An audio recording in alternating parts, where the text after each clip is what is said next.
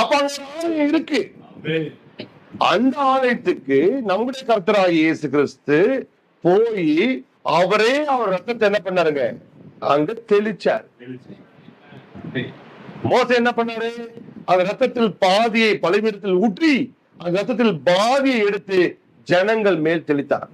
ரத்தம் பாதி எங்க ஊற்றப்படும், பாதி எங்க தெளிக்கப்படணும்.